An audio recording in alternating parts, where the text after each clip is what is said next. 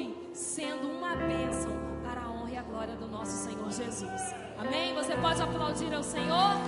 Aleluia! Glórias a Deus! Aleluias! Glória a Deus. Deus habita no meio dos louvores. Que coisa linda é poder adorar ao Senhor, louvar o nome dEle. E Deus se agrada de nós nessa noite, queridos.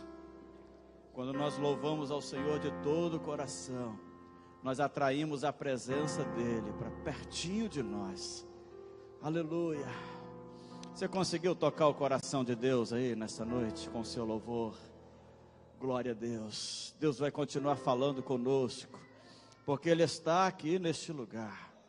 Quero convidar nosso presbítero Rony Cose. O Rony é um dos obreiros mais recentes aqui do nosso ministério. E ele vai trazer para nós uma palavra de saudação nesta noite. Aleluia.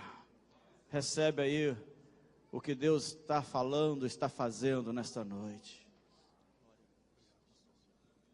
Graças a Deus. Eu quero saudar a igreja com a paz do Senhor Jesus.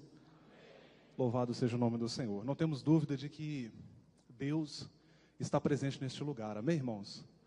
Eu quero aproveitar essa oportunidade para, de público aqui, externar também a minha gratidão, primeiramente ao Senhor, também ao pastor Paulo, a todos os obreiros, a toda a igreja pela acolhida, né, maravilhosa que nós tivemos aqui, pelo carinho dos irmãos, eu e minha família. Louvamos a Deus, podemos dizer que tivemos um bom encontro, né? Graças a Deus. Queridos, eu quero tomar por base da minha saudação nesta noite um versículo na palavra de Deus que está no livro de Atos dos Apóstolos, capítulo 8, versículo 1. Atos, capítulo 8, versículo 1. Estou usando aqui a versão Almeida Revista Atualizada. Diz assim a palavra de Deus: naquele dia levantou-se grande perseguição contra a igreja em Jerusalém, e todos, exceto os apóstolos, foram dispersos pelas regiões da Judeia e Samaria. Queria repetir com os irmãos a parte B do versículo. E todos, exceto os apóstolos, foram dispersos pelas regiões da Judeia e Samaria. Queridos irmãos, eu gosto de olhar para o nosso tempo e tentar entendê-lo. E uma das marcas do nosso tempo é que existe hoje uma obsessão por visibilidade. A gente percebe um reflexo disso até nesse fenômeno mundial que são as mídias sociais, onde as pessoas, elas o tempo todo estão postando imagens da sua intimidade, da sua vida pessoal. Como nunca antes, nós estamos vendo os vídeos caseiros, né? Tem uma ascensão, uma visibilidade enorme. Isso, de certa forma, é reflexo dessa tendência mundial.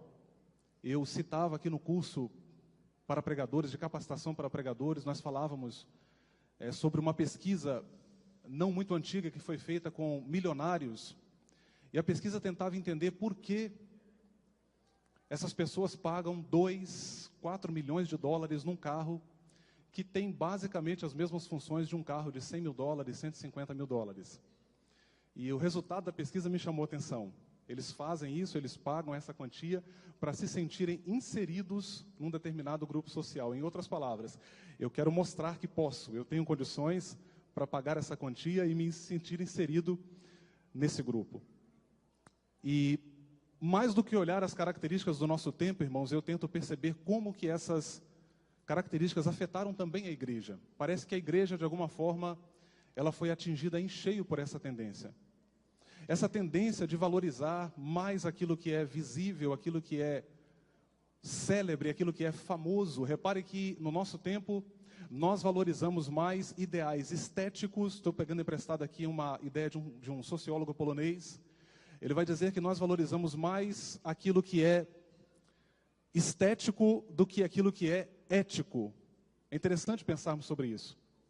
As pessoas que são mais valorizadas hoje pela sociedade são aquelas pessoas, não aquelas pessoas que fizeram um grande trabalho social, um filantrópico, cultural. Não, são aquelas pessoas que têm um corpo bonito, que têm olhos bonitos, que têm algum tipo de talento. Isso chama a atenção da sociedade. Nós valorizamos as pessoas não tanto pelo que elas são, mas pelo que elas aparentam ser. É uma tendência hoje. Parece que a igreja, ela foi de certa forma atingida por isso, porque nós temos muitas vezes sido tentados a encarar isso aqui, irmãos, a tribuna, o púlpito cristão, como palco, e a igreja como plateia. Mas nós aqui nesta noite, vocês não são plateia, vocês são a noiva do Cordeiro, a igreja de Cristo. Eu fico vendo às vezes servos de Deus que adoram ao Senhor por meio da música, pregadores, ensinadores, que têm sido comparados a estrelas, astros. A ideia de visibilidade, a ideia de notoriedade. Mas a vida tem me ensinado, irmãos, que as pessoas mais importantes para nós são justamente aquelas pessoas, e vou mais longe ainda, as pessoas mais importantes para o reino de Deus são talvez aquelas pessoas que não têm canal no YouTube, que não têm uma página do Facebook movimentada como a minha, são aquelas pessoas que não gozam de nenhuma visibilidade. É interessante pensar que essa tendência levou muitos dos nossos pregadores a dizerem, de maneira irrefletida e pensada, para uma multidão como essa que nesta noite, muitas vezes ouvimos aquela famosa frase: Deus vai te tirar do anonimato. Como se estar no anonimato fosse algo ruim. E eu não duvido, irmãos, de que Deus, Ele levanta pessoas que se tornam conhecidas. O mundo precisa de boas influências, eu não nego isso. Mas é preciso que se diga nesta noite, irmãos, que para a maioria de nós, e nesta noite Deus me traz aqui para dizer isso para você, para a maioria de nós aqui a palavra de Deus é: Ele não vai te tirar do anonimato. Você vai continuar no anonimato. Porque no anonimato, Deus está fazendo uma grande obra também. Louvado seja o nome do Senhor. Se você parar para ler o livro de Atos com atenção, você vai perceber que a expansão da igreja, ela se deu na sua maior parte, não por causa de Paulo.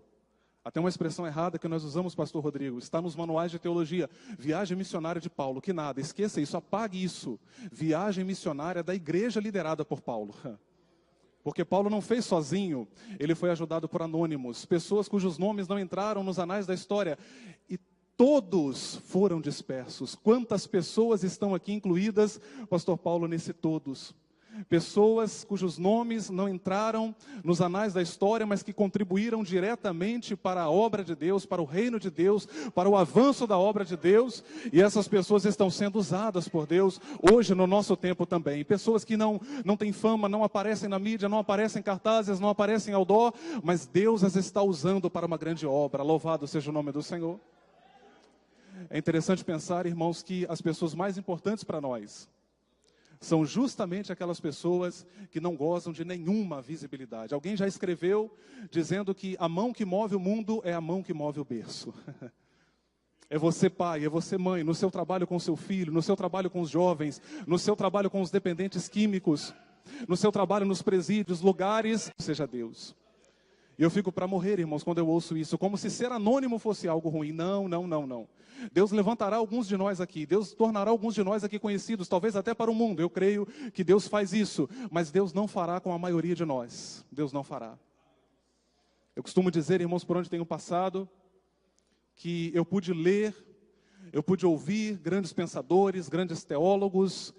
Eu passo pela teologia, aliás, eu estou na teologia, passei pela psicanálise, passei pela pedagogia, passei pela psicopedagogia, li grandes autores, ouvi grandes intelectuais, mas a pessoa mais importante para a minha formação não sabia assinar o próprio nome. E ele estava comigo no dia que eu comprei o meu primeiro livro de teologia, quando eu tinha 14 anos. Ele não sabia o que estava escrito ali, mas ele me dizia: meu filho, pode comprar, eu vou pagar para você, eu sei que isso vai ser bom para você. Esse homem não sabia assinar o nome, mas ele me deu a minha primeira Bíblia de presente. Esse homem foi o meu pai. Esse homem foi a pessoa, mas não foi Barth, não foi Sigmund Freud, não foi Friedrich Nietzsche, não. Foi o meu pai. Eu quero dizer que talvez você não tenha ideia, mas Deus está usando você para uma grande obra. Louvado seja o nome do Senhor. Ninguém poderia imaginar, a gente fala tanto de Moody, Dwight Lyman Moody, o evangelista que falou que ganhou 1 milhão de almas para Cristo, outros falam 500 mil. Mas ninguém fala que ele foi ganho para Cristo por um professor de escola dominical, o senhor Kimball, que movido pelo Espírito Santo foi lá nos fundos da sapataria onde o jovem Moody estava e o convidou a receber a Cristo como Senhor e Salvador de suas vidas. Eu quero dizer que Deus conta com você, que Deus possa abençoar e que o Senhor possa continuar falando ao seu coração nesta noite. Louvado seja Deus.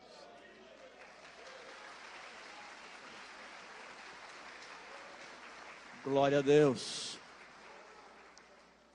Deus está tratando conosco. Amém? Recebe o tratamento de Deus, queridos. Deus quer te usar, viu? Se você ganhar os grandes palcos do mundo aí, honre a Deus. Se Jesus também não te levar aos grandes palcos, honre a Deus e faça a obra que Deus te chamou para fazer.